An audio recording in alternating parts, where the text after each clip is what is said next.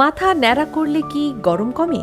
এ নিয়ে আরও প্রচলিত ধারণা কতটা কার্যকর, আজ তাই নিয়েই আলাপ করব। গ্রীষ্মের প্রখর তাপে অতিষ্ঠ জনজীবন। গরম থেকে বাঁচতে এসি বা ফ্যানের ব্যবহার যেমন দেখা যায়, তেমনি এসবের পাশাপাশি কিছু প্রচলিত কলাকৌশলের শরণাপন্ন হতে দেখা যায় অনেককে। সেসব কতটা কাজে দেয়? গরমের হাত থেকে রেহাই পেতে নেয়া এসব কায়দার ব্যাপারে চিকিৎসকরাই বা কি বলছেন? মাথা ন্যাড়া করলে আসলে কি লাভ? ছোটবেলায় গরমের ছুটিতে বাচ্চাদের মাথার চুল কামিয়ে ন্যাড়া করে দেওয়ার স্মৃতি আছে হয়তো অনেকের। আর এ চর্চা কেবল বাংলাদেশে নয়, ভারত, পাকিস্তান, নেপাল সহ এশিয়ার অনেক দেশই আছে। এতে মাথায় বাতাস লাগে, তেমন ঘামে না, বলছিলেন বাংলাদেশের একজন অভিভাবক। এ সময় চিকিৎসকরাও সাধারণত চুল ছোট রাখার পরামর্শ দিয়ে থাকেন, তবে তার জন্য একদম ন্যাড়া হয়ে যাওয়ার প্রয়োজন নাই বলে তারা বলেছেন। ঢাকার এভারকেয়ার হাসপাতালের ডার্মাটোলজি বিভাগের senior consultant doctor Rubaiya Ali বলেন, চুল ছোট থাকলে কিছুটা আরাম পাওয়া যায়, তবে এর বাড়তি কোনো হেলথ বেনিফিট নেই। যাদের পক্ষে চুলের যত্ন নেওয়া সম্ভব হয় না, তাদের চুল ট্রিম করে রাখতে বলেন ডাক্তার রুবাইয়া আলী। তবে মাথায় সরাসরি সূর্যালোক যাতে না পড়ে, সেজন্য রোদে বের হলে ক্যাপ বা ছাতার ব্যবহার করতে বলেন তিনি।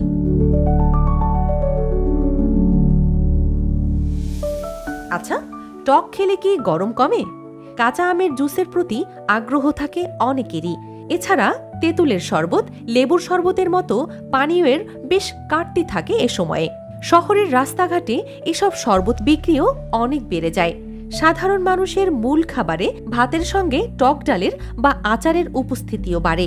একটা প্রচলিত ধারণা আছে, টক খেলে গরম কমে। তবে চিকিৎসকরা বলেছেন, টক জাতীয় খাবার গ্রহণের সঙ্গে শরীরের তাপের হ্রাস বৃদ্ধির সরাসরি কোনো সম্পর্ক নেই। ঢাকা মেডিকেল কলেজ হাসপাতালের চিকিৎসক মোহাম্মদ সালে মাহমুদ তুষার বলেন, টক জাতীয় খাবার রক্তচাপ নিয়ন্ত্রণ রাখতে সহায়তা করে, সে কারণে সাময়িক স্বস্তি বোধ করেন অনেকেই। তবে এ ধরনের খাবার গ্রহণ করলেই গরম কম লাগবে এমন নিশ্চয়তা নেই বলে জানান তিনি। আচ্ছা, চা খেলে কি গরম কমে? চা পানীয় হিসেবে এতটাই জনপ্রিয় যে প্রচণ্ড গরমেও এই চায়ের দোকানগুলোতে ভিড় চোখে পড়ার মতো। কেউ কেউ এমন ধারণা পোষণ করেন যে গরমে চা খেলে বাইরের গরম কম অনুভূত হয়। এটা একেবারেই ভুল ধারণা বলে অভিমত চিকিৎসকদের।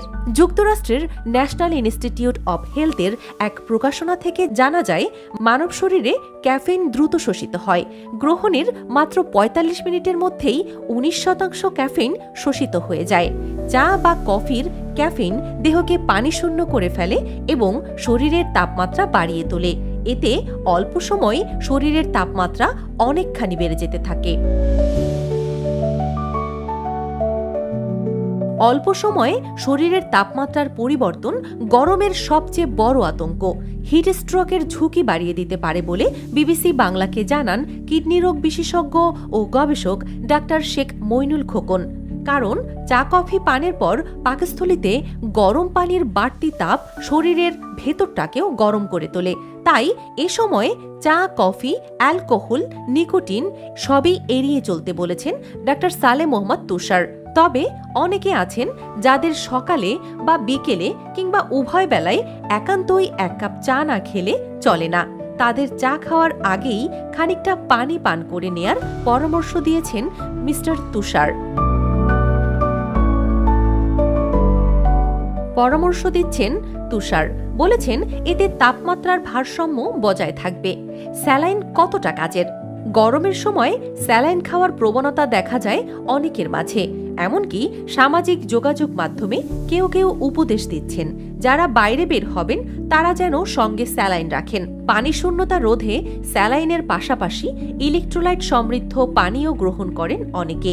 বাইরে যারা কাজ করছেন তারা যদি বেশি ঘেমে যান, স্যালাইনটা তখন তাদের জন্য বেশি জরুরি বলেছেন ঢাকা মেডিকেল কলেজের চিকিৎসক ডাক্তার তুষার। অন্যথায় কেবল গরম লাগলেই স্যালাইন খাওয়ার প্রয়োজন নেই বলেছেন তিনি। অতিরিক্ত স্যালাইন বা ইলেকট্রোলাইট সমৃদ্ধ পানীয় গ্রহণের ঝুঁকি সম্পর্কে সতর্ক করেন চিকিৎসকরা। তবে যাদের ডায়াবেটিস বা কিডনি জটিলতা আছে তাদের চিকিৎসকের পরামর্শ ব্যতিরেকে স্যালাইন না খাওয়াই ভালো, কারণ তাতে জটিলতা বাড়তে পারে।